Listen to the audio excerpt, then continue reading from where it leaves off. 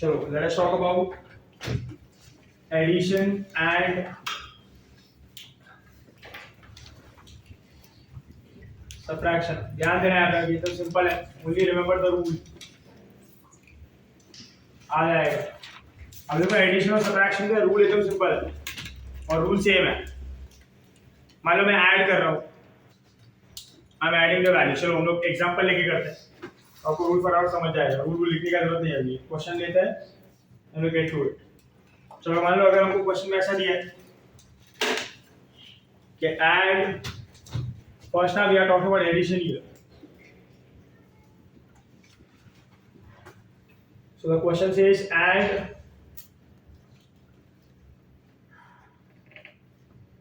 7.21, 12.141 and 0.0028 बराबर है। ये तीन वैल्यूज को ऐड करना है और इसको एक्सप्रेस करना है in terms of significant figures. Addition और सब्ट्रैक्शन का रूल देखो एकदम सिंपल है। ये वैल्यू को मुझे ऐड करना, तो मैं ऐसे लिखता हूं 7.21 प्लस 12.141 प्लस 0.0028 है ना। ये तीनों वैल्यू में ऐड कर रहा हूं, बराबर है। अभी एडिशन एंड सब्ट्रैक्शन में सुनना ध्यान से, एडिशन एंड सब्ट्रैक्शन में आपको सिग्निफिकेंट फिगर्स काउंट करना होता है आफ्टर द डेसिमल वाले। बिफोर द डेसिमल वाले से हमको लेना देना नहीं। सिग्निफिकेंट फिगर्स किधर काउंट करने का? After the decimal. तो 7.21, सो आफ्टर द डेसिमल कितने सिग्निफिकेंट है? यहाँ पे कितने? 2 ना। हेलो, यहाँ पे कितना है? 3। यहाँ पे कितना है? आफ्टर डेसिमल कितना है? 2 ना। हेलो, बोल इसमें से मिनिमम वैल्यू कौन सा है? 2 ना। The minimum value is 2। तो इसमें से ना मिनिमम वैल्यू सिलेक्ट करने का, x is equal to 2। Clear है? And if x is equal to 2 ये मिनिमम वैल्यू है, आपका ऐड करने पे जो रिजल्टेंट वैल्यू आएगा, जो फाइनल रिजल्ट वाला वैल्यू आएगा, वो आंसर में भी डेसिमल के बाद उतना ही सिग्निफिकेंट फिगर होना चाहिए जितना मिनिमम का वैल्यू। चलो ऐड करने में वैल्यू कितना आएगा? ये 8, 3, this is 5, this is 3, this is 90. So what is the answer here? 90.3538. Clear है?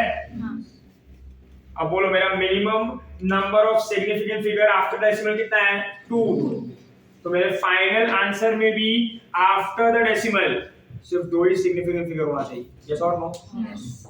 तो चलो आफ्टर डेसिमल बोलो ये सिग्निफिकेंट है, ये सिग्निफिकेंट है, बोलो 2 हो गया। आगे क्या करने का? कट।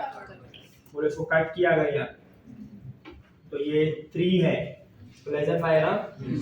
तो बोलो प्रीसीडिंग वन जो है वो सेम रहेगा ना। आंसर क्या आएगा?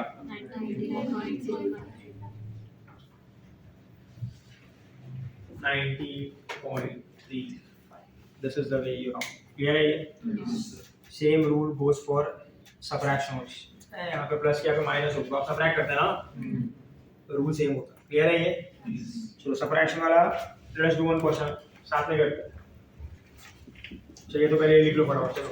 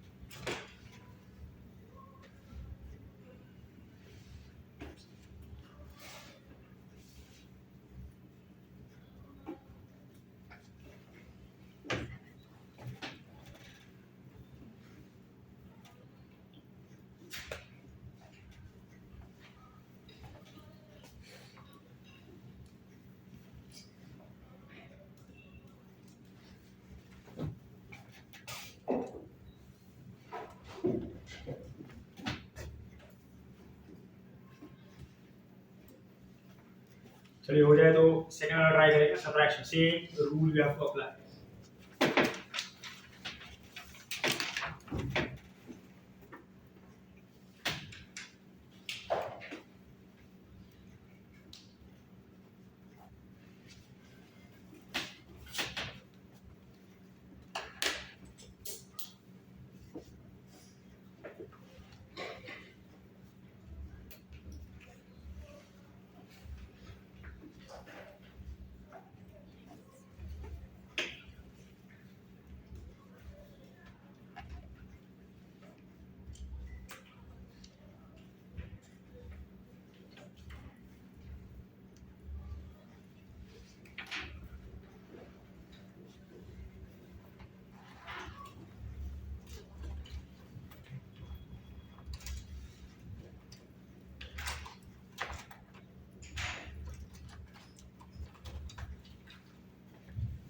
चलो फटाफट। सो वैल्यू क्या है यहाँ पे 6.807 माइनस 4.27153 ना, कितना है इसका वैल्यू? 2.535273। क्लियर है ये? यस और नो? चलो अभी यहाँ पे आफ्टर डेसिमल कितने सिग्निफिकेंट फिगर है? बोलो यार फटाफट। यहाँ पे कितने हैं? मिनिमम कौन सा है? आपके फाइनल आंसर कितने होना चाहिए? 3 आफ्टर द डेसिमल। इधर कट करोगे ना, बोलो लेस देन 5 है आंसर। आपका फाइनल आंसर क्या होगा? 4.5585। क्या बोलते हो? This is your final answer. Clear है? This is addition and subtraction. चलो अभी इसके बाद समझाइए। मल्टीप्लिकेशन डिवीजन में बताया तो फिर कुछ एग्जांपल्स करते हैं after knowing all the rules. So if I talk about now multiplication and division, so what do we get? ध्यान देना अभी आप। चलो मल्टीप्लिकेशन और डिवीजन का रूल देखना भी क्या हो।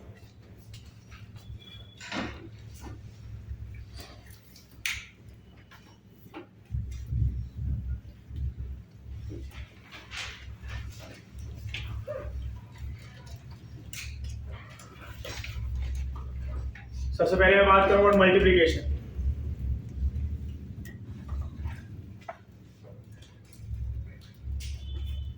अभी multiplication and division also have same rules. मान लो मुझे एग्जांपल यहाँ में कंसीडर करो आज कि मल्टीप्लाई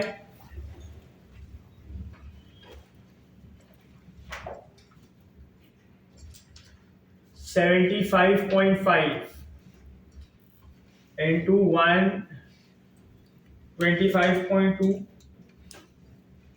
into 0.5 है। थोड़ा सा कैलकुलेशन करना पड़ेगा ऐसा ही। मल्टीप्लिकेशन में क्या क्या है आपके पास नंबर? 75.5 into 125.2 into 0.51 है ना? yes or no? अभी मल्टीप्लिकेशन और डिवीजन में थोड़ा सा रूल बदल जाता है। रूल में चेंज ये आता है कि instead of counting significant figures after the decimal, multiplication और डिवीजन में आप सारे सिग्निफिकेंट फिगर्स को कैलकुलेट करोगे, काउंट करोगे। बोलो इसमें टोटल कितना है? टोटल कितना है? टोटल कितना है? अरे 3 के 2 ना। बोलो मिनिमम कौन सा है? आपका जो फाइनल वैल्यू आएगा उसके पूरे आंसर में कितने सिग्निफिकेंट फिगर होने चाहिए? डिफरेंस समझा? इधर आफ्टर द डेसिमल वाला सीन है, इधर पूरे नंबर वाला। अरे बोलो यार हेलो। चलो मल्टीप्लाई करके बताना क्या वैल्यू आ रहा है इसका।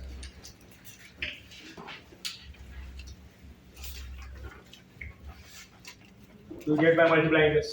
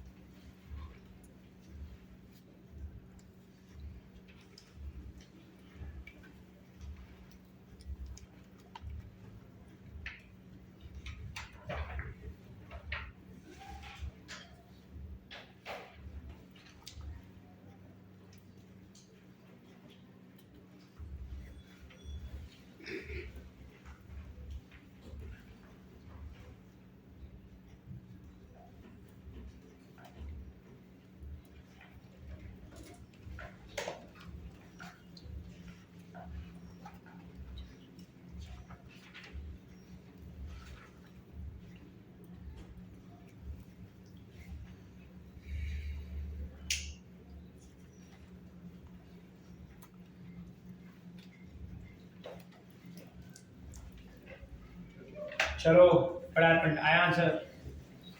क्या है इसका मल्टीप्लिकेशन का आंसर क्या है?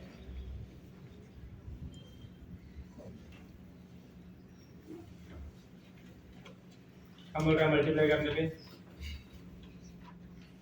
4802 हाँ 48 आंसर नहीं, उसका मल्टीप्लिकेशन का वैल्यू बोलूंगी। 482102 48 411026 ना ना 4841 नहीं 4820 आना चाहिए। 4820.8260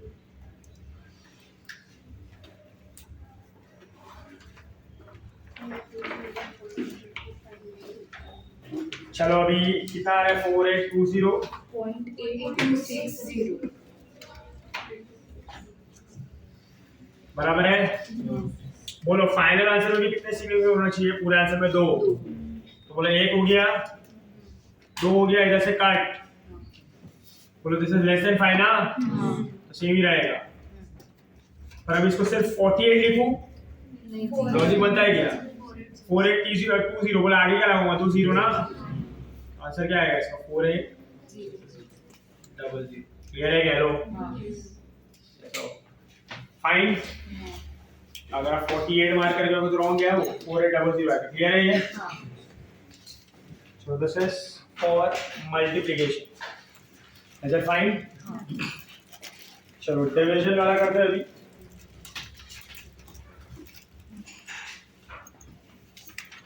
डिवीजन में भी सेम ही रूल है भाई, तो नया नहीं है।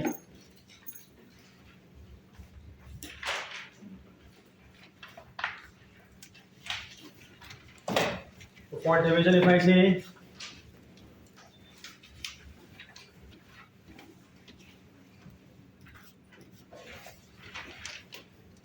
डिवीजन के लिए rule is same.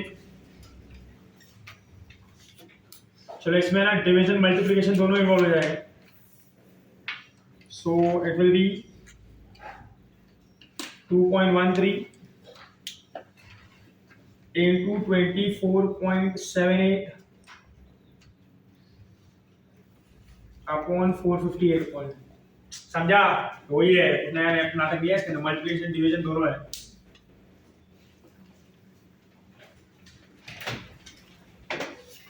Try it out.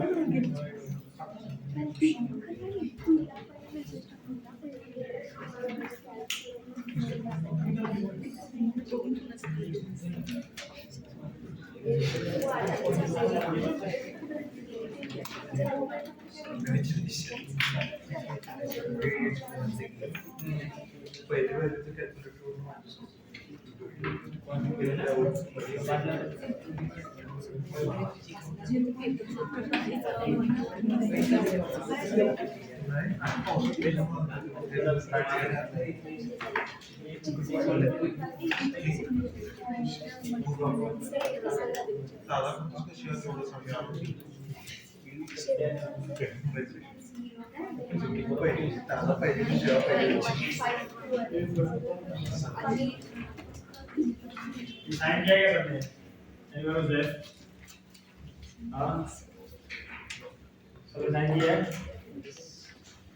ठीक है।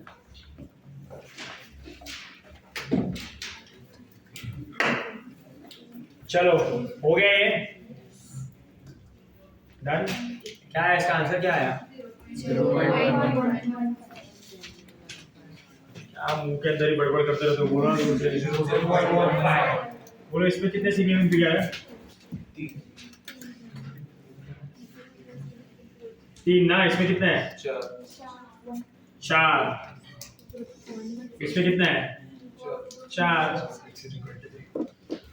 मिनिमम वैल्यू कौन सा है? 3 ना। बोलो आंसर कितना है फाइनल इसको सॉल्व करने पे?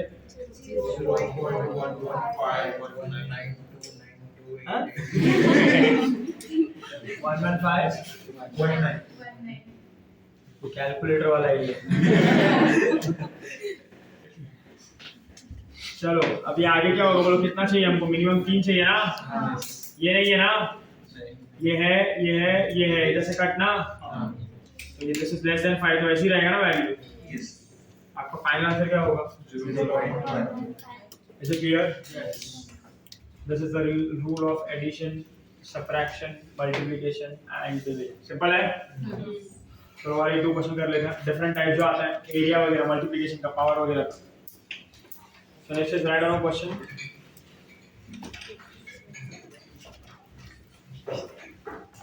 Write down a question. Each side of a cube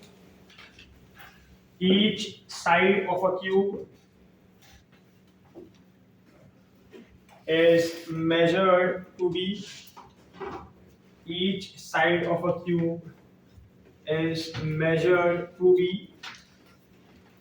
7.203 meter.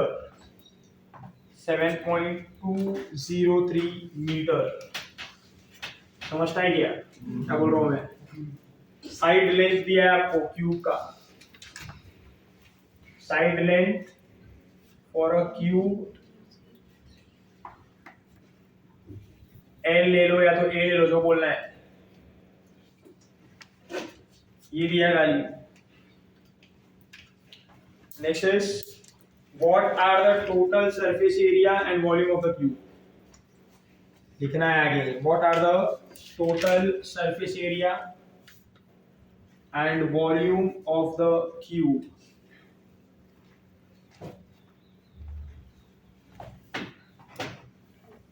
In terms of significant figures.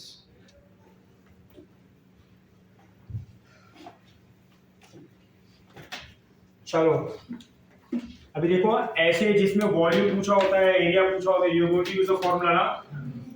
For a cube, if I talk about surface area,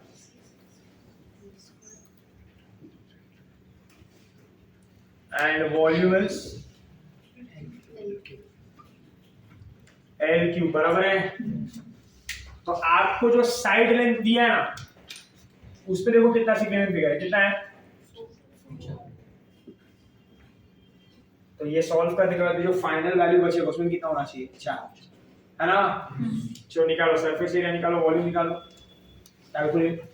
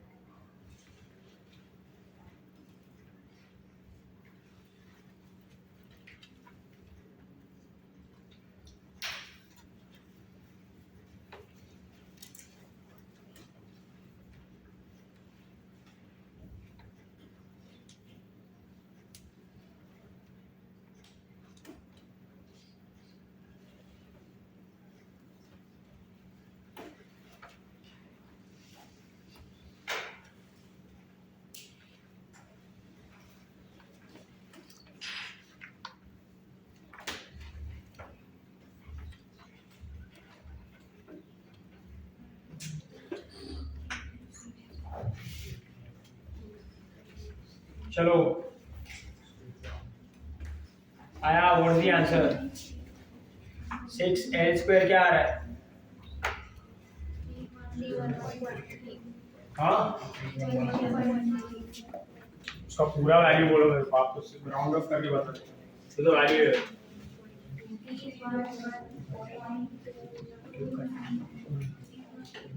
three one one point 29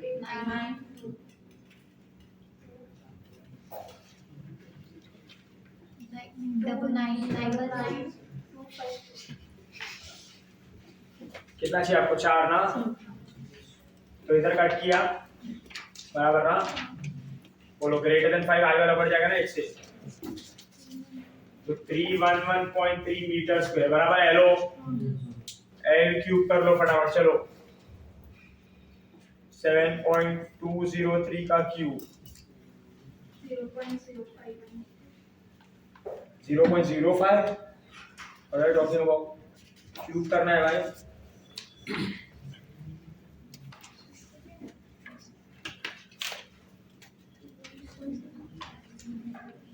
What is the final value?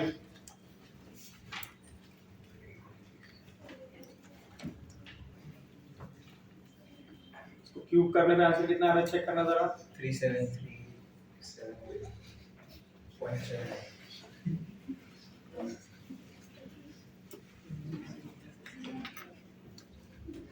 चलो तो अभी आगे कितना चाहिए हमको, 4 ना। इधर cut करो, लेस देन 5 तो कितना आएगा।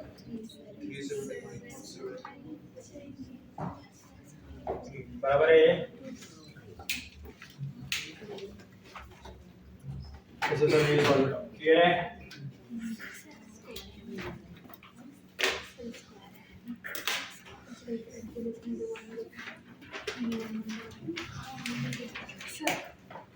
वो 6L² है ना।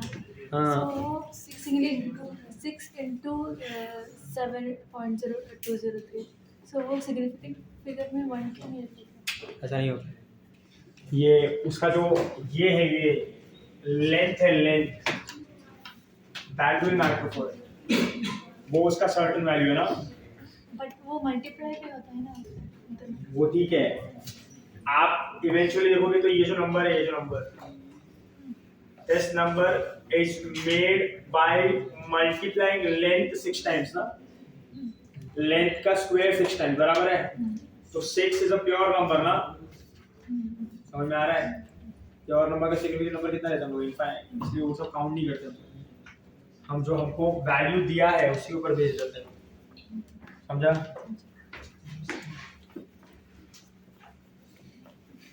एंड कांस्टेंट का मेजरमेंट में ये सब में कभी भी कोई सिग्निफिकेंस नहीं होता है, क्योंकि जितने भी कांस्टेंट्स होता है वो कभी थियोरेटिकली कैलकुलेट नहीं होता, they are always calculated practically, समझ में आ रहा है? सो कांस्टेंट का यहाँ पे कोई सिग्निफिकेंस किधर भी नहीं है, there's no significance, समझा गया? चलो ठीक है, हो गया, आगे डन। नेक्स्ट देखो, अब एक दो एग्जांपल और करते हैं फिर खत्म करते हैं, फिर then move on to the errors part.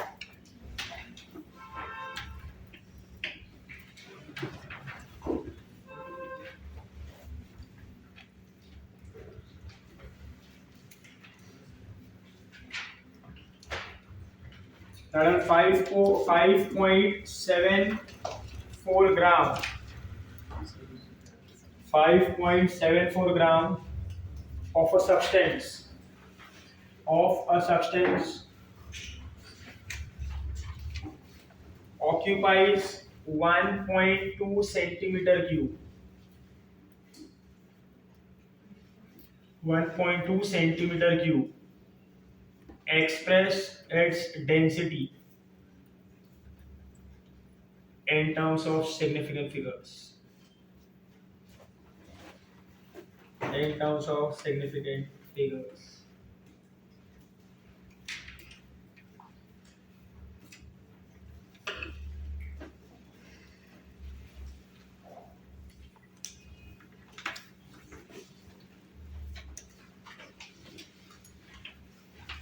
चलो फटाफट अभी आंसर बताइए, ठीक है? ठीक है किया? ओके, डेंसिटी याद रखने लगी यार।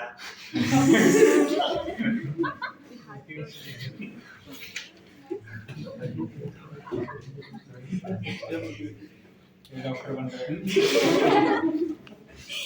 दवाई का नाम क्या रखो? चेक करने लगे।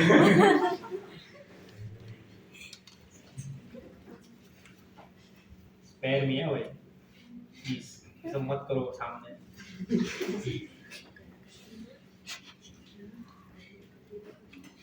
पता ना लास्ट 2 साल वो फॉलो अमल करने भी नहीं देता तुम्हारे घर, रोजी और ये सब ना मैंने नहीं बताया, सब मैं नहीं बताऊंगा, मेरा इतना दिमाग चलता भी नहीं।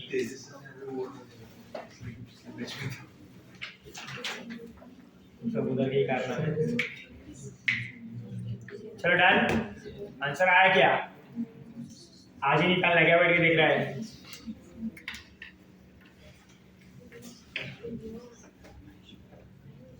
दानेश्वर फुल ड्रेसिंग में मारते आ रहे हो तो पेट्रोल क्या बीमार है क्या? क्या हो गया?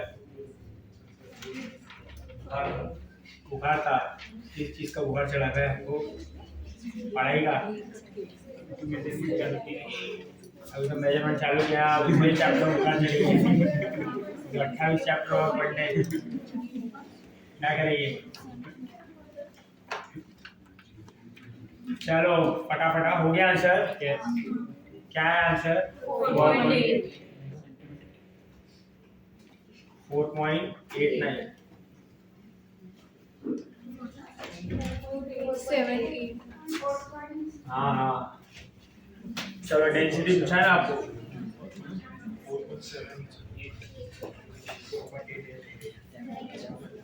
Density is mass upon volume, है ना? मास कितना दिया है? 5.74 और ये 1.2। Now this becomes a case of division ना? यस। तो पूरा सिग्निफिकेंट फिगर यहाँ पे कितना है? यहाँ पे कितना है? तो मिनिमम कितना होना चाहिए? 2। x will be 2, तो डिवाइड करने पे कितना आया 4.783. 783. बोलो कितने पे कट करने का 2 ना, so this is 1, this is 2, कटना इधर, बोलो आगे वाला वैल्यू बढ़ जाएगा ना 1 से 4.8. so this is given in terms of gram ना, so gram per Centimeter cube. Clear है? हेलो आएगा प्रेरणा पक्का, आगे बढ़ो. So this is all about significant figures. समझ गया सबको? Yes. क्लियर है? अब एक छोटा सा कॉन्सेप्ट भी है, something called as order of magnitude. सुना है कभी? कम फालतू है, देखो.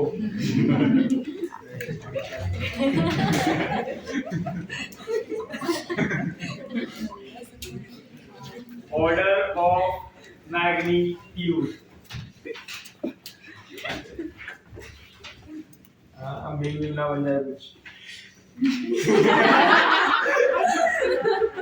चलो ऑर्डर ऑफ मैग्नीट्यूड ध्यान देना है. So when I talk about order of magnitude, what do you mean by order of magnitude? Power ना. जब भी आप power बनाते हो 10 raised to something, that is said to be order of magnitude. But order of magnitude लिखने का भी एक रूल है. You have to follow a particular rule. Rule क्या देखो आप ध्यान देना है. एकदम सिंपल है. कुछ नहीं ऐसे है.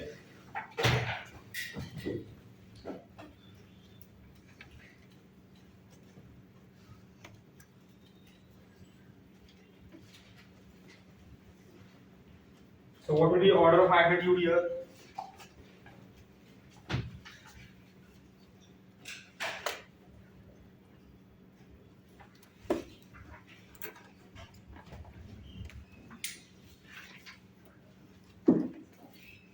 चलो अभी मान लो मुझे एक वैल्यू दिया, ऐसा फिजिकल क्वांटिटी है, इसका value is x into a raised to n, बराबर ना. तो ये जो n है n, इसको हम क्या कहते हैं? अच्छा ऐसा ले लो, sorry this will be written as a into 10 का power 1, so 10 raised to n बराबर है. तो क्या होगा ये n क्या होगा? Order of magnitude. क्लियर है ये? सो वो कोई भी 10 raised to जो पावर होता है इसको हम लोग क्या कहते हैं? Order of magnitude. बट इसको लिखने का एक तरीका है. When do you consider technically that order of magnitude is correct? जब आपका ये जो वैल्यू है ना, वैल्यू a का is greater than 0.5 और less than equal to 5. जब आपके a का वैल्यू 0.5 से लेके 5 के बीच में होता है ना, तभी उसके साथ जो भी पावर होता है that power is said to be what? order of magnitude. अगर आपका वैल्यू नहीं है 0.5 और 5 के बीच में तो आपको एडजस्टमेंट करके पहले लाना पड़ेगा. जैसा मैंने एग्जांपल लिया है, if I talk about mass of electron m, बोलो क्या होता है? 9.1 into 10 raised to, पता है ना ये? बोला भी आपको पावर -31 दिख रहा है ना उसका, बट ऑर्डर ऑफ मैग्नीट्यूड -31 नहीं होगा क्योंकि उसका वैल्यू है 9.1. इट इज ग्रेटर देन 5 ना. The value has to lie between what? 0.5 and 5. तो मैं क्या करूंगा? डेसिमल शिफ्ट करूंगा ना. तो 0. ये 9.1 को क्या बना? 9.1 को क्या बना दूंगा? 0.9. बोलो बड़े से छोटा किया तो पावर रिड्यूस होगा ना. तो बोलो ऑर्डर ऑफ मैग्नीट्यूड इज -31 और -30. So order of magnitude is -30. Clear है ये? रेडियस ऑफ अर्थ लिखा.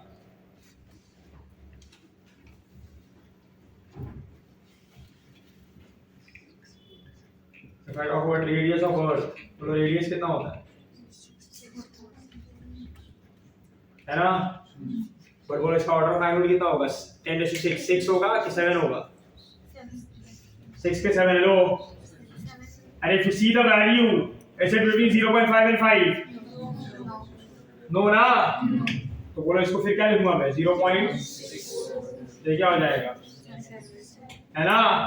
Now this value is between 0.5 and 5 ना. So what is the order of magnitude?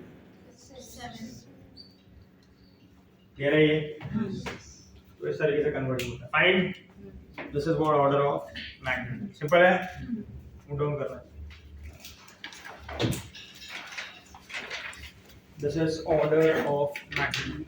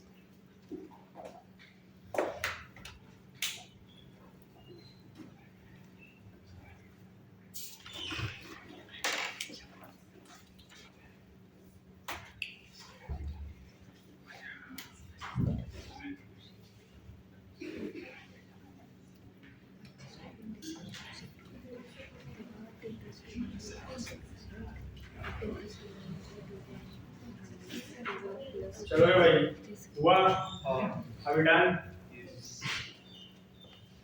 Can we move forward? Huh? Yes. समझ में आया ये? So this is all about significant figures, rounding off and order of magnitude, है ना? MCQ वगैरह करोगे और क्लियर हो जाएगा when you apply the rules. This is something which is based on application. Apply करते हो याद हो जाएगा. So next time we have to heading to talk about second last part of the chapter, that is errors. जिसके बाद left is measuring instruments. Errors के बाद आगे कंप्लीट हो जाएगा. हेडिंग देना errors. चलो किसी को डाउट है? ये डन ना? Yes. क्लियर है सबको? तो नेक्स्ट हेडिंग है आपके बुक में errors.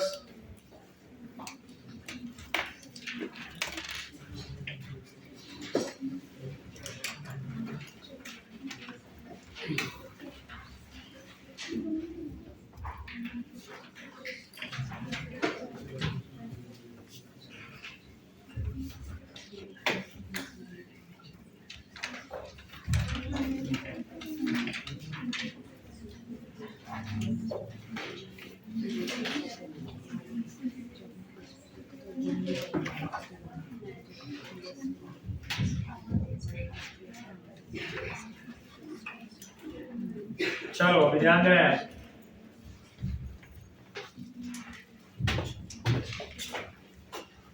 We talk about the next part, that is errors. So what do you mean by error?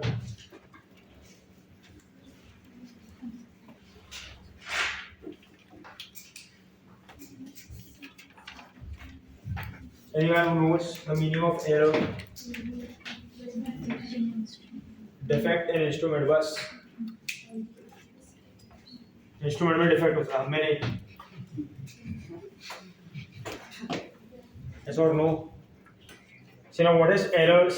Error का अगर हमने opposite word use किया तो क्या होगा? Accuracy ना? What do you mean by accuracy?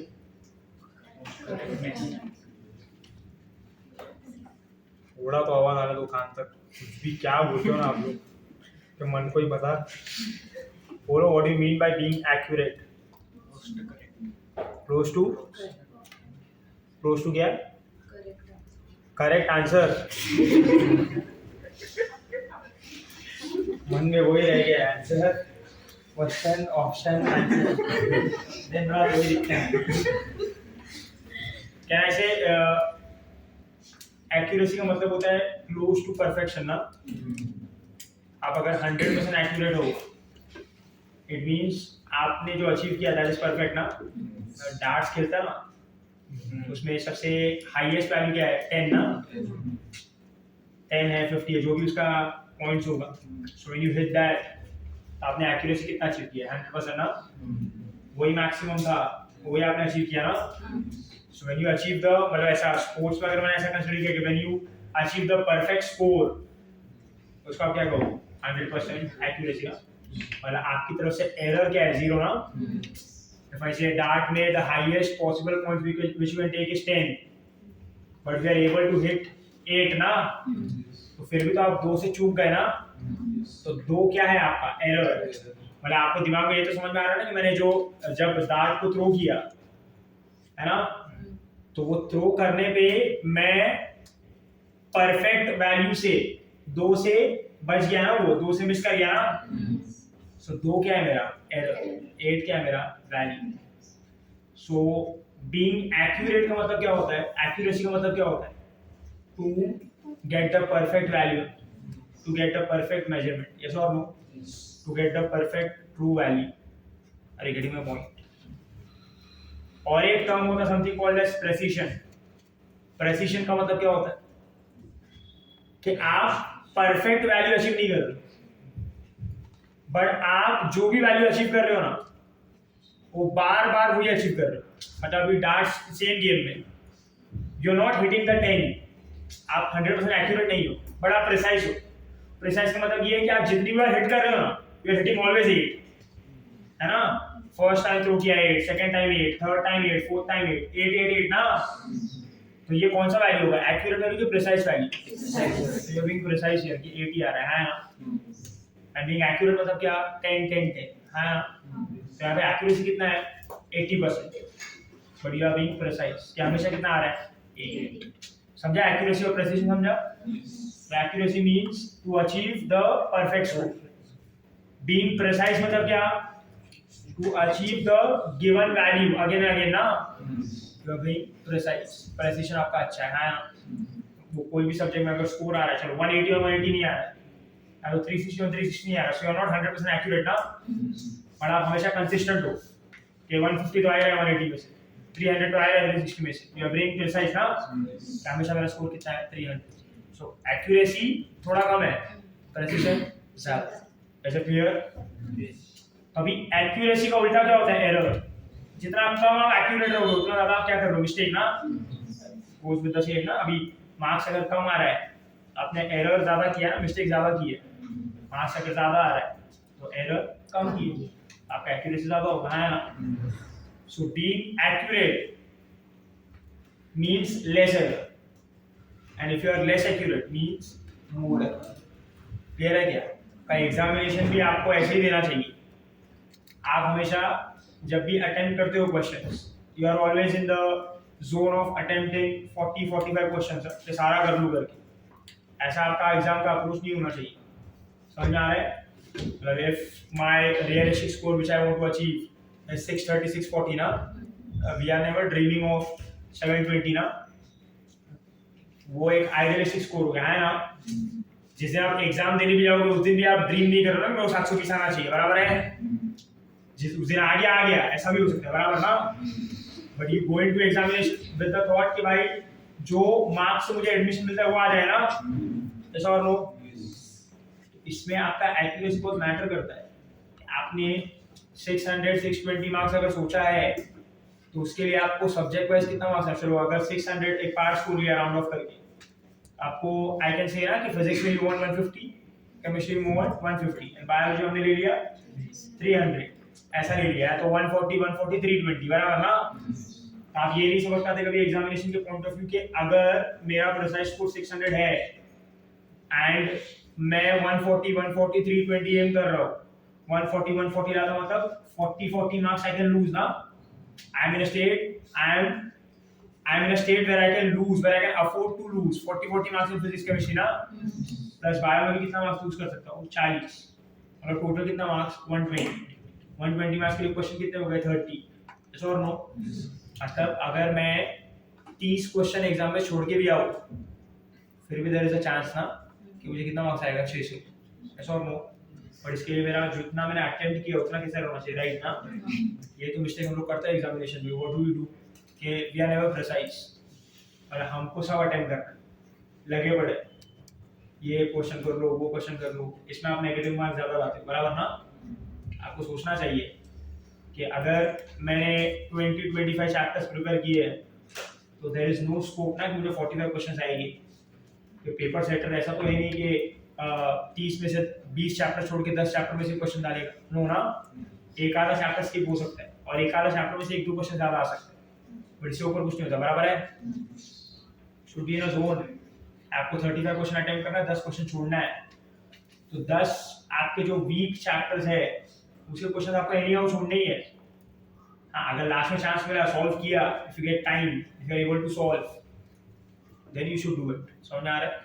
पहले तो आइडियल केस में ऐसा होना चाहिए कि सारे चैप्टर स्ट्रॉन्ग करने का देखना है, पर ऐसा होता नहीं है। यू आल्सो यस और नो, दो चार चैप्टर हमेशा ऐसे ही होते ही है जहाँ पे आप थोड़ा लैग करोगे, जहाँ पे आपको कॉन्फिडेंस नहीं है। यस और नो, सो ऐसे क्वेश्चन छोड़ना भी एक स्किल होता है, क्योंकि आप इससे दो चीज़ें बचाते हो, एक अपने मार्क्स और दूसरा अपना टाइम ना।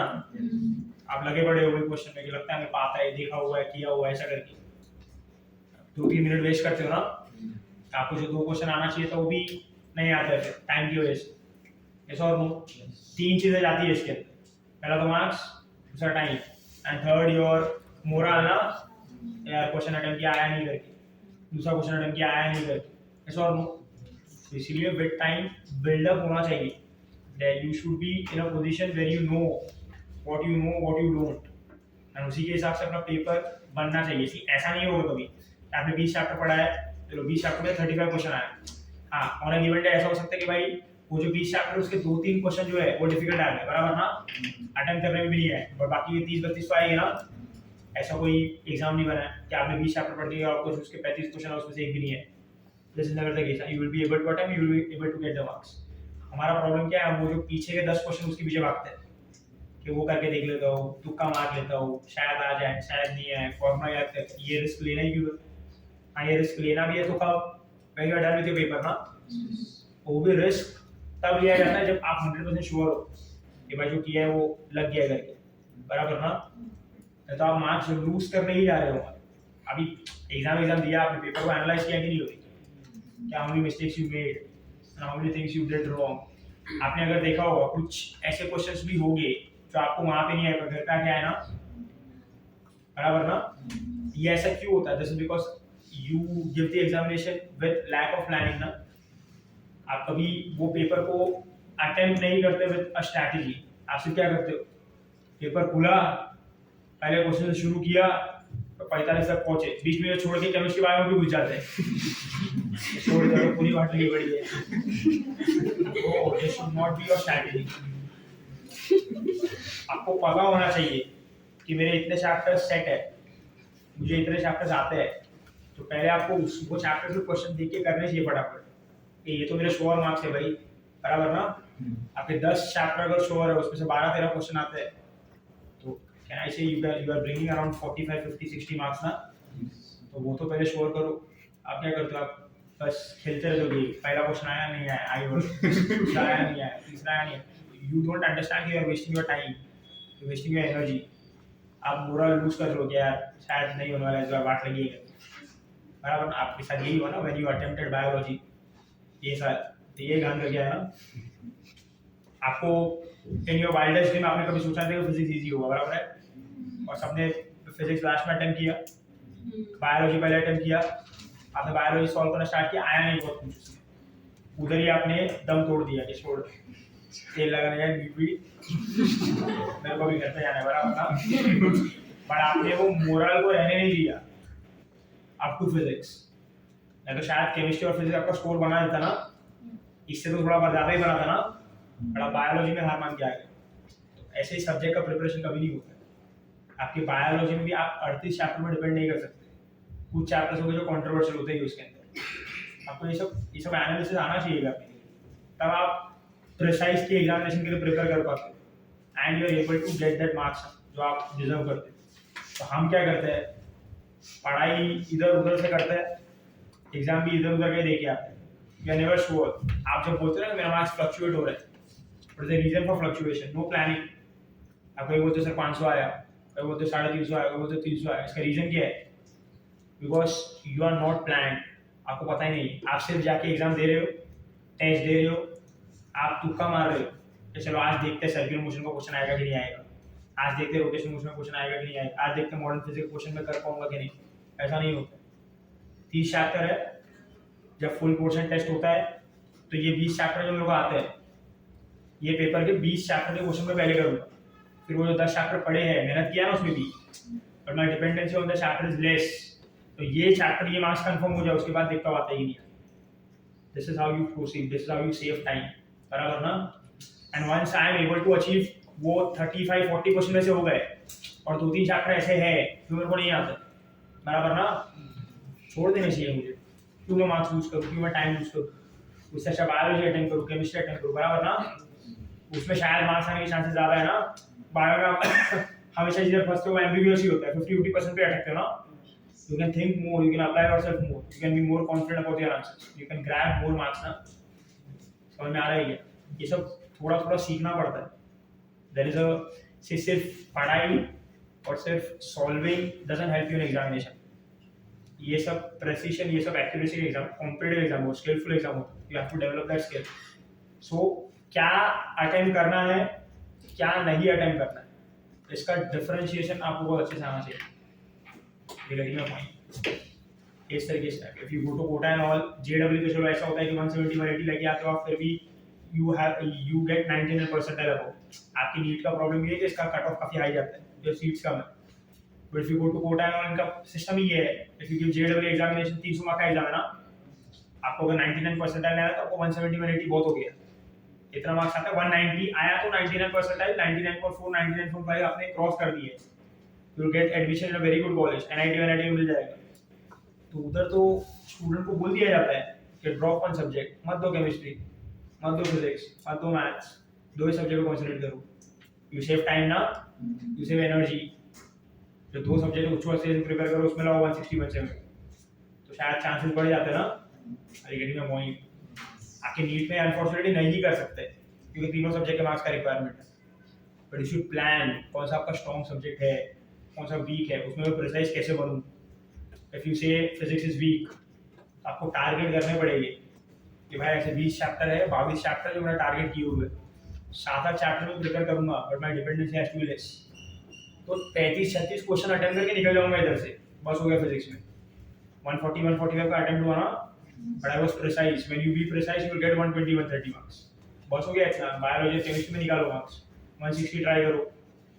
जो 8 चैप्टर नहीं पढ़ा है उसका टाइम बचाया ना आपने, पढ़ा है मतलब इन द सेंस मेहनत नहीं किएगा, तो बायोलॉजी केमिस्ट्री पे डालो ना, you will be able to achieve more marks. Are you getting my point? हम क्या करते हैं, स्ट्रॉन्ग सब्जेक्ट को पकड़ते हैं, उसको स्ट्रॉन्ग करने के बजाय उसको रोक देते हैं। जो वीक है उसको इतना घसते हैं और लास्ट में उसमें वीक ही रह जाता है, तो ये जो स्ट्रॉन्ग था वो भी वीक बन जाता है। No, this should not be your strategy. Strong has to be strong and strong will become strong when you are studying it again and again. आपका बायोलॉजी अगर स्ट्रॉन्ग है तो आपको बायोलॉजी 10 बार पढ़ना चाहिए। फिजिक्स को प्रिसाइज बनाओ। अभी आज मेजरमेंट चैप्टर इजी है, 4 क्वेश्चन आए ना, दिस गिव्स यू 16 मार्क्स। ऐसे आपको 15, 20, 22 चैप्टर मिलेगी। इलेक्ट्रोस्टैटिक्स, करंट पे डिपेंडेंसी छोड़ो ना, अगर नहीं आता है तो आता, नहीं आता तो नहीं आता, बराबर ना। We getting a point. This is how you decide for yourself. मैं सिर्फ एग्जांपल दे रहा हूँ चैप्टर। कुछ चैप्टर्स होते हैं जिससे हम कंफर्टेबल नहीं होते, सबको आता है पर हमको नहीं आता है, छोड़ दो, क्या फर्क पड़ता है। समझ में आ रहा है? But start getting precise. You are never aiming for 180 marks. आपका पढ़ाई भी 180 ऐसा क्यों होता है? सब कर क्या होगा, स्कूल नहीं है ये। समझ में आ रहा है क्या? 40 क्वेश्चन अगर करते हो एग्जामिनेशन में, you are able to score 140 marks, बराबर ना, 160 में से हो गया ना काम आपका। 5 क्वेश्चन का टाइम बचा लिया आपने। केमिस्ट्री में अप्लाई करो, बायो में अप्लाई करो, 10-20 मार्क इधर उधर से और निकल जाएगा। हम क्या करते हैं, पूरा घसना है।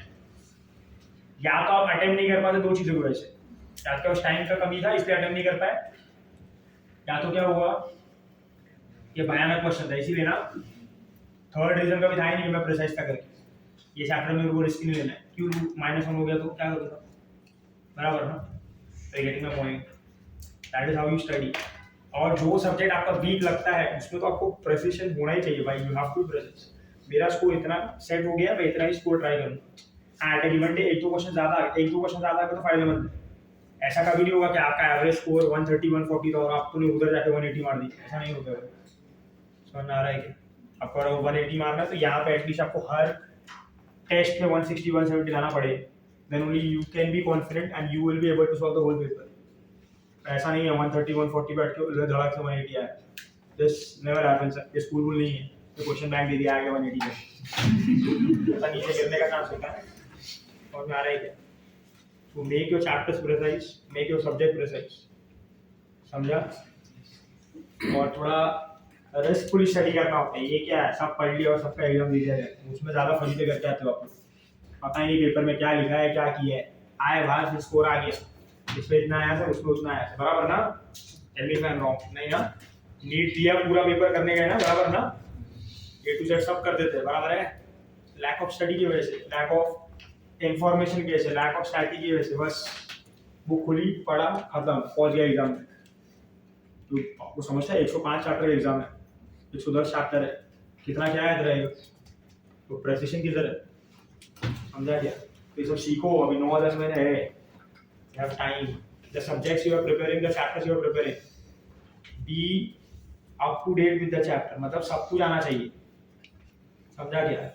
हम आधे आधे वाले कौन से भी बंद करो अभी कि इसमें डायमेंशन एनालिसिस आता है, एग्जांपल दे रहा हूँ, एरर नहीं आता है, जैसे never going to help you, समझा? मतलब आप वो 50-50 माइंडसेट से जा रहे हो एग्जाम में, क्या डायमेंशन वाला आ गया तो कर लूंगा, ये आया तो नहीं कर दूंगा, बराबर ना? श्योरिटी किधर मार्क्स का? आता है तो पूरा आता है, नहीं आता तो चैप्टर पे रिस्क ही लेके जाओ तो भाई इसके 2 कॉन्सेप्ट नहीं आते, उड़ने वाला है, समझ में आ रहा है? तो ऐसे श्योर मार्क्स आप कितने गिना सकते हो, तब जाके आपका मार्क्स बनता है, समझा गया?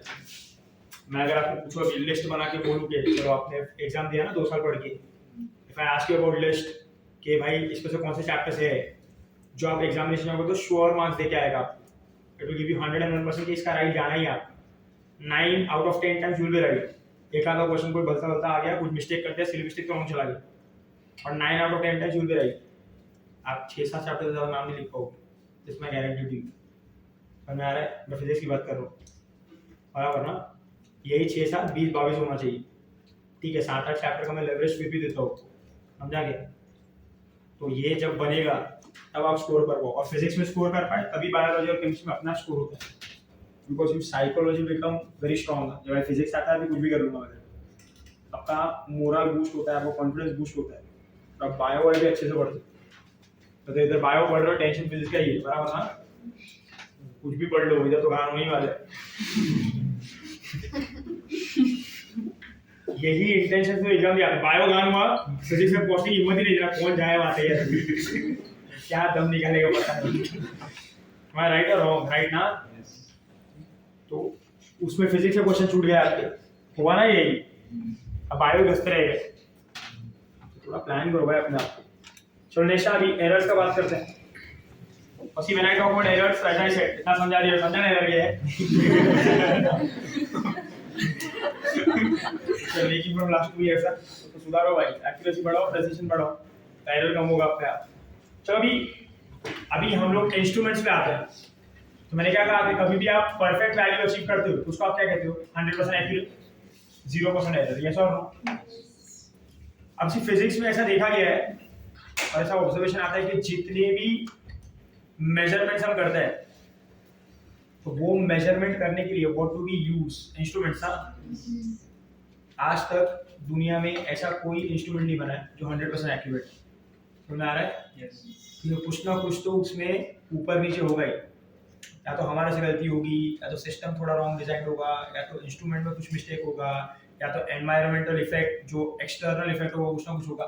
देयर बी सम और the other thing which is affecting your instrument, and कुछ ना कुछ प्रॉब्लम की वजह से 100% एक्यूरेसी कभी अचीव नहीं होती, यस और no? Yes. So any particular device in physics is not 100% accurate, and if it is not 100% accurate, can I say अगर उसका accuracy 90% भी है, 80% भी है, 85% भी है, तो उसमें error है ना? That error is 5%, 10%, 15% है ना? उसका क्या कहते हो? उसका error, yes or no? Yes. So इसीलिए हमको फिजिक्स में समझ में आता है कि भाई कोई भी डिवाइस जो है 100% एक्यूरेट नहीं है, तो 100% एक्यूरेसी तो अचीव होगा ही नहीं। तो हम जो भी वैल्यू फाइंड आउट करते हैं, जो भी वैल्यू मेजर करते हैं, वो एरर के साथ ही आता है ना। हमको ये फाइंड आउट करना इंपॉर्टेंट हो गया ना कि भाई एरर कितना है, उसके हिसाब से हमको एडजस्टमेंट करना पड़ेगा, यस और नो? कि भाई इतना एक्यूरेट इतना एरर है, फिर एरर को एडजस्ट करो और डिवाइस को बराबर बनाओ, यस और no? Are you getting my point? This is the way it works. असी कैन आई से, तो एरर फाइंड आउट करने का तरीका क्या होगा? What is the formula? Can say जो चीज आप मेजर कर रहे हो उसका एक correct value, 100% correct value true value होगा ना, और आपका जो वैल्यू होगा वो क्या होगा? मेजर्ड वैल्यू ना, तो एरर का फॉर्मूला क्या होगा? True value minus measured value. Are you with me? Hello, error क्या होता है? ट्रू वैल्यू माइनस, आप कोई भी चीज मेजर कर रहे हो, लेंथ है, टाइम है, जो भी है, तो जो भी चीज के लिए आप मेजरमेंट कर रहे हो उसका कुछ ना कुछ तो एक ट्रू वैल्यू होगा ना, इसका एक्चुअल वैल्यू है जो एक्चुअल में एग्जिस्ट करता होगा कि ये इसका मेजरमेंट है, ये इसका वैल्यू है ना। और आप जो डिवाइस यूज करके उसको मेजर कर रहे हो वो क्या है? मेजर्ड वैल्यू ना। आपने जो डिवाइस यूज किया उसमें क्या है? एरर ना। मैंने क्या कहा? 100% एक्यूरेसी नहीं होगा, तो क्या वो आपके ट्रू वैल्यू से मैच करेगा? No, there will be some error ना। तो आप वो एरर कैलकुलेट कैसे करोगे? True value minus measured value. But इसमें डाउट क्या आना चाहिए बताइए? कि सर अगर दुनिया का हर एक डिवाइस कुछ ना कुछ एरर देता है, any device is not 100% accurate, तो हमको पता कैसे चलेगा कि जो हमने वैल्यू मेजर किया तो वो ट्रू है? यस और no? How do we come to know कि something is true? How do we come to the true value of that particular measurement of that particular quantity? So true value निकालने के लिए हमने support लिया किसका?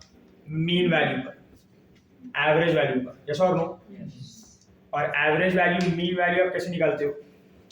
आप जो भी चीज को मेजर कर रहे हो लैब में, और उसके लिए जो भी डिवाइस आप यूज कर रहे हो, जो भी एक्सपेरिमेंट कर रहे हो वो चीज को मेजर करने के लिए, आप कभी भी उसको एक बार नहीं करते, आप वो एक्सपेरिमेंट को 10 टाइम्स करते हो, n टाइम्स करते हो, है ना? और वो चीज को बार बार n number of times measure करते हो, बार बार एक्सपेरिमेंट करके, तो आपको कितने वैल्यू मिलेंगे? n ना। वो n वैल्यूज का आप क्या निकालते हो? एवरेज। वो एवरेज वैल्यू क्या होता है? Mean value. और वो मीन वैल्यू का आप क्या कहते हो? True value. Getting my point? Yes. और अभी अगर मैं मेरा वेट मेजर कर रहा हूँ, measuring my weight ना, so I take a weighing machine, I see ये मशीन में जो वेट आया वो 65 kg बता रहा है, तो अब मेरे मन में तो डाउट रहेगा ना कि ये मशीन जो 65 kg बता रहा है 100% एक्यूरेट है कि नहीं है? डाउट रहेगा ना। तो मैं क्या करूँगा? और एक मशीन पे अपना वेट मेजर करूँ, डिफरेंट मशीन, तो उस पर आया 65.2, with दिमाग और घुमाना कि ये सच्चा है कि ये सच्चा है, बराबर ना। और एक मशीन लाया उसमें 65.4 बता रहा है, एक में 64.8 बता रहा है। यस और no? So every machine is showing me different value, what to trust? I don't know ना। सो मैं क्या करूंगा? इनका एवरेज क्या लूंगा? Average. 64.8 plus 64.1 plus 64.2 plus 64 plus 65 है ना, सबको ऐड करके उसका मीन लिया, उसका एवरेज लिया, तो चलो वैल्यू आया तो 64.9।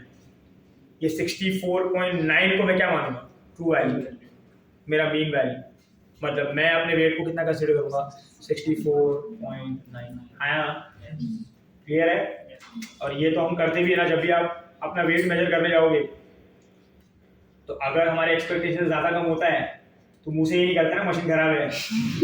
ऐसा हम लोग ट्रस्ट आता है या नहीं ना? क्या आप पतले होने की कोशिश कर रहे हो, आपको लगा 2-4 किलो गिरा है, वो 2-4 किलो ज्यादा बता रहा है, खा के बढ़ चुके हो, क्या कम हो रहे हो करके, आपको लगा 75 79 बता रहे हैं, खराब है, बराबर नहीं है तक मशीन, बराबर ना। Why do you say that? Because you know ना कि nothing is 100% accurate। हाँ, पर अगर आप 10 मशीन पे 10 बार अपना वेट मेजर करोगे, ये बता रहा 79, वो बता रहा 78, वो बता रहा 78.5, वो बता रहा 78.7, फिर एवरेज निकाला 78.6 आया, फिर तो दिमाग भरोसा करेगा ही ना। हाँ यार बढ़ गया वो जिंदगी, हम करने आया था, फिर बढ़ा लिया, बराबर ना। So when you trust, when you take the average, when you take the mean, yes or no? So what is true value in terms of physics? Average value, mean value. हाँ ना, hello. Yes. समझ में आ रहा है क्या? So if I want to define true value, so मान लो यहाँ पे मैंने n number of readings की है, if A1, A2, A3, A4 up to what? AN are the measured values, है ना? Measured values for a given quantity, तो इसका ट्रू वैल्यू क्या होगा? True value is mean value ना, mean value average value, which will be what?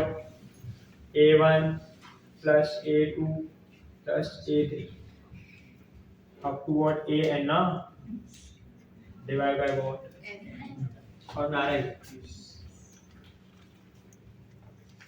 So this will be the value of true value. So Narayan, ये clear है सबको? So हमने क्या कहा कि इन फिजिक्स हम जो भी चीज मेजर करते हैं प्रैक्टिकली उसके लिए कुछ ना कोई डिवाइस यूज करते हैं, है ना? और जब भी डिवाइस यूज करता है तो कभी भी हमको कोई भी डिवाइस 100% एक्यूरेसी नहीं देता है. एक्यूरेसी मतलब क्या? To get the perfect value, yes और no? But no device in physics can give you the perfect value, yes और नो? कुछ ना कुछ तो उसमें एरर होगा, कुछ ना कुछ तो मिस्टेक होगा. This mistakes can be of n number of types. जो इंस्ट्रूमेंट बना है उसमें कोई ना कोई मिस्टेक है ना बनाने में, मैन्युफैक्चरिंग डिफेक्ट है, बराबर ना? इंस्ट्रूमेंट को यूज गलत तरीके से किया जा रहा है ना? इंस्ट्रूमेंट में जो रीडिंग आ रहा है वो गलत तरीके से रीड की जा रही है ना? इंस्ट्रूमेंट में जो कंपोनेंट्स यूज हुए वो टेम्परेचर का उसके ऊपर इफेक्ट होता है, प्रेशर का इफेक्ट होता है, वॉल्यूम का इफेक्ट होता है, वो चेंज होगा ना, तो इंस्ट्रूमेंट का वर्किंग विल चेंज, यस और no? Are you getting my point? So there are n number of errors. Random error होता है, सिस्टमैटिक एरर होता है, पर्सनल एरर होता है, इंस्ट्रूमेंटल एरर होता है, यस और no? So there are series of errors which creates the problem in getting the true value. So therefore, any particular value which we achieve is not 100% accurate. It will be less than 100%. So there will be some error. Yes or no? And अगर वो error को हमको measure करना है, तो उसका value क्या होता है? It is the formula is true value minus measured value. But if every device has an error, so how do we come to the true value? By measuring that particular quantity n number of times. And when you measure it n number of times, you take the average. Whatever is the average value is your mean value, is your true value. And by subtracting with the true value, you get the errors. Yes or no? Are you getting my point? समझा के? अब देखो हमको errors का calculation सीखना है. How do we calculate the errors? So in order to calculate the errors, हमारे पास है ना 4 टाइप के एरर्स है जो हम कैलकुलेट करते हैं. सबसे पहला एरर याद है किसी को? हेलो, सबसे पहले हम कैलकुलेट करते हैं एब्सोल्यूट एरर. क्या कैलकुलेट करते हैं? इसका डिनोशन होता है delta A. Second is mean absolute error. क्या कैलकुलेट करते हैं? अरे हो आप लोग यहाँ पे? हेलो. थर्ड क्या है? relative error, also called as fractional error. क्या कहते हैं इसको? तो सो जाते हो क्या बीच बीच में? थोड़ा तो मुंह खोलो, क्या होगा ये? फ्रैक्शनल एरर ना. एंड लास्ट होता है परसेंटेज एरर. जैसा हम do you calculate percentage error?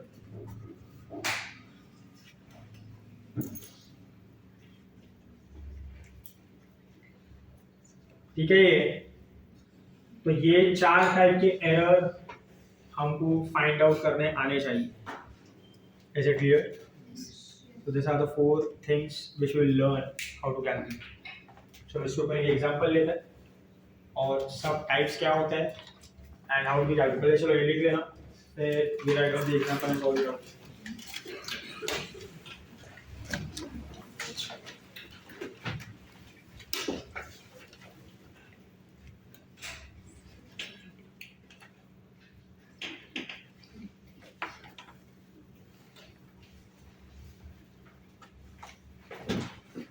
Actually क्या रहेगा? 4:30. चलो फटाफट.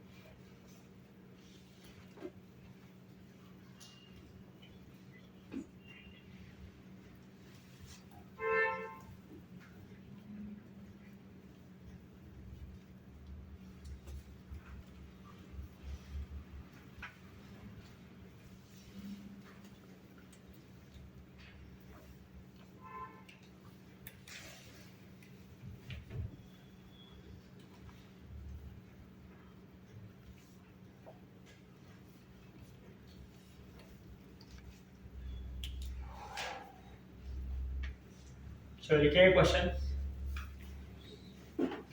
चलो हो गया ना ये, राइट फास्ट।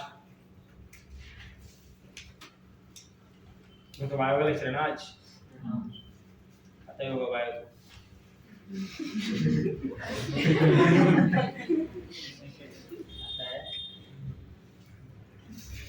क्या बोल रहा है, ना बोल रहा है, हाँ बोल रहा है। हाँ फिर आप पढ़ाने वाले हो, हम पढ़ाएंगे। चलो आगे क्वेश्चन लिखिए। इन सक्सेसिव एक्सपेरिमेंट्स, हो गया लिखिए, 4 ही लाइन है भाई, क्या लिख रहे हो कब से। In successive experiments the readings of time period of oscillation, the readings of time period of oscillation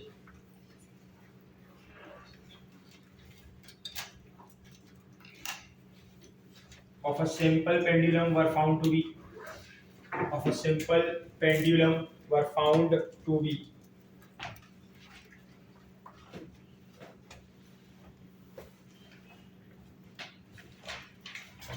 देखो ऐसा दिया है वैल्यूज आपको क्वेश्चन में, they have given you the values as 2 point are found to be, लिखते जाओ, 2.63 second, 2.56 second, 2.42 second, 2.71 second and 2.80 second. Clear है ये, बराबर है। तो अभी आगे लिखना, calculate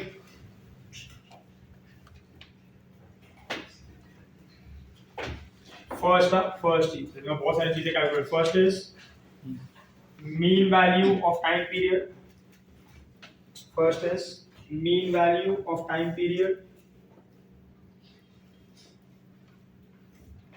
second is absolute error in each measurement, absolute error in each measurement,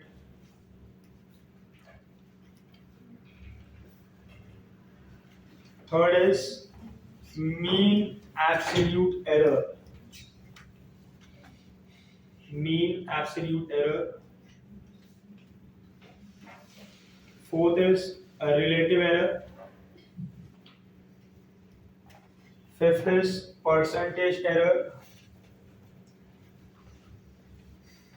and last is express the result in correct form, express the result in correct form। तो ये ध्यान देना भाई, साथ साथ में करते हैं, ठीक है। तो क्या है यहाँ पे, क्या है से सबसे पहले क्या फाइंड आउट करना, मीन वैल्यू ना। So see, if I name this as, this is T1, T2, T3, T4 and this is, so what is mean value here? T mean क्या होगा, average ना। So first we calculate is the mean value,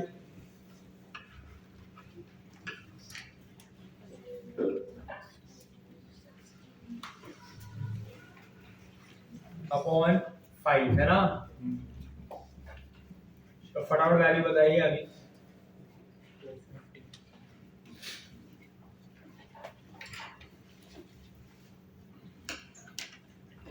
divide by 5। Clear है ये,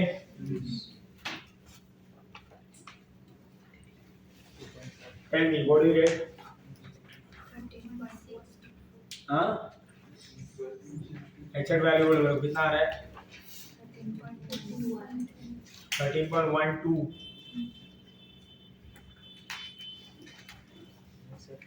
divide करने में कितना आ रहा है, फाइनल आंसर बताओ। 2.624 ना। तो देखो इसमें चाहिए तो आप सिग्निफिकेंट फिगर का रूल भी यूज कर सकते हो, दैट इज राउंडिंग ऑफ वगैरह का।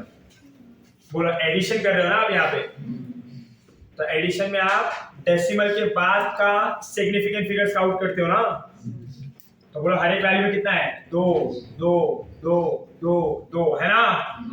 आपके फाइनल आंसर में कितना होना चाहिए, यस और नो। सो बोलो 2 होगा आफ्टर डेसिमल, तो एक इधर कट करूंगा 4 ना, तो बोलो 4 इज लेस देन 5, तो कितना आएगा 2.62, समझा क्या। सो आपका मीन वैल्यू कितना आ रहा है 2.62 सेकंड्स, क्लियर है ये। चलो सेकंड आपको क्या फाइंड आउट करना है, अभी एब्सोल्यूट एरर, सी एब्सोल्यूट एरर का मतलब होता है error in each individual value, error in each individual value, और ये जो फॉर्मूला है ना वो एब्सोल्यूट एरर का ही है। सो एब्सोल्यूट एरर का फॉर्मूला क्या है, true value minus measured value, जो लिखा हुआ है ये। तो देखो आप कैसे कैलकुलेट करोगे, इसका डिनोशन होता है डेल्टा ए, है ना। बोले यहाँ पे क्या टाइम पीरियड ना, तो ऐसे लिखूंगा, देखो इसको ध्यान देना है यहाँ पे, this will be delta t1 which will be what, बोलो true value minus mean value, what is true value minus 2. सबसे पहला वाला कौन सा है वैल्यू, सबसे पहला वाला मेजर वैल्यू क्या है 2.63 ना। I am finding out error in each value, यहां पे ध्यान दो, पहले सुनो, I am finding out error in each value. So 2.62 minus 2.63, I have used mod, इधर प्लस माइनस का नाटक नहीं होता है, मॉड अप्लाई किया इसका प्लस आएगा, कितना है 0.01, यस और नो। बोलो सेकंड डेल्टा t2 क्या होगा, 2.62 माइनस 0. माइनस 2.5 से कितना होगा 0.06। डेल्टा t3 क्या होगा, माइनस 2.42 से कितना हो जाएगा, 0.20 ना, देखते रहते मेरा बैठ के। वो क्या होगा, डेल्टा t4 क्या होगा,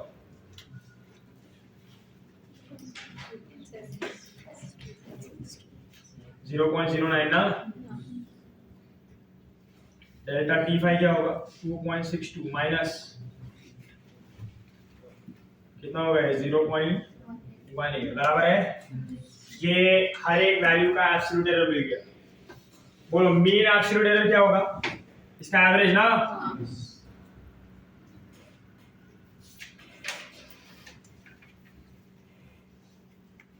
so mean absolute error is delta t mean, है ना। तो आप अभी सारे एरर्स का एवरेज लोगे, पहले आपने वैल्यूज का एवरेज दिया था, अभी किसका लोगे, एरर्स का। तो 0.01 प्लस 0.06 प्लस 0.20 प्लस 0.09 प्लस 0.18, क्या बोलते हो, डिवाइड बाय व्हाट 5। बोलो कितना आ रहा है इसका वैल्यू, फटाफट कैलकुलेट करेंगे।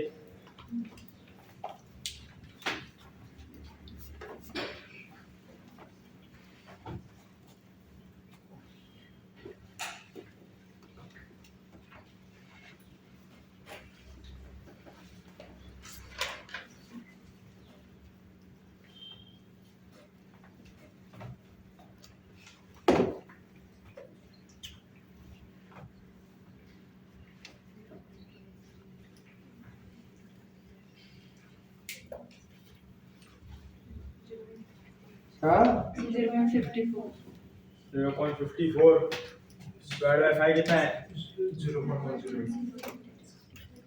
108, हाँ ना। सेम रूल यहाँ पे अप्लाई करते हैं। बोलो इसमें डेसिमल के बाद कितने सिग्निफिकेंट है, 2 ना। यहाँ भी होते हैं, उसी का एरर है ये, उसमें भी 2 ही रखते हैं, कितना होगा ये 0.1, क्या बोलते हो, हेलो। ये इसी का एरर है, इसलिए इसी का रूल फॉलो किया है यहाँ पे, बराबर ना। अरे हुआ आप लोग यहाँ पे, नेक्स्ट क्या फाइंड आउट करना है, रिलेटिव एरर ना। रिलेटिव एरर का देखो फॉर्मूला क्या होता है, पता है किसी को, what is relative error. Relative error का फॉर्मूला होता है delta A mean upon A mean है ना? What is delta A mean here? बराबर है? क्या आएगा वैल्यू बोलो? This is the formula here. The formula याद रखो, formula ही बता रहा हूँ, क्वेश्चन भी कर रहा हूँ मैं.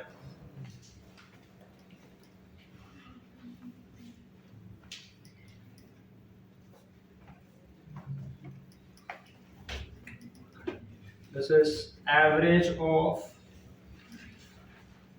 absolute error. बराबर ना?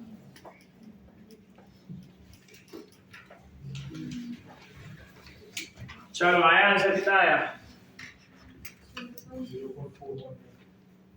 0.419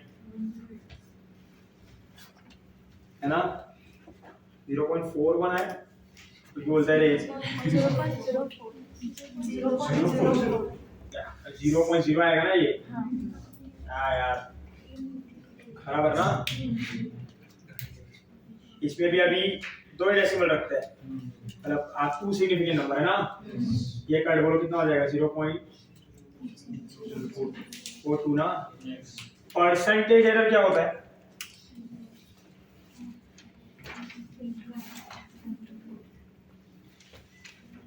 Percentage error is relative error into 100%. That is delta A mean upon A mean into what? क्या बोलते हो? कितना है आंसर? 0. कितना आएगा? 4.2%. क्या बोलते हो? This is the percentage error. Clear है ये? समझा ये? पल्ले पढ़ रहा है, क्या कर रहा हूँ अब से? How do you express it in the correct form? Shivani जो वैल्यू आया ना उसको मैं z बुलाता हूँ. z. What is z? The physical quantity. What is z?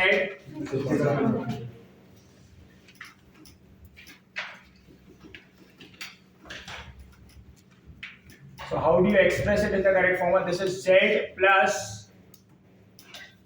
minus delta z. What is z here? Z is true value, mean value, बराबर ना? And delta z is mean absolute error or percentage error. क्या होता है mean absolute error और percentage error? तो बोला आपने किसका फाइंड आउट किया? टाइम पीरियड ना? फिजिकल क्वांटिटी कौन सा? Time period.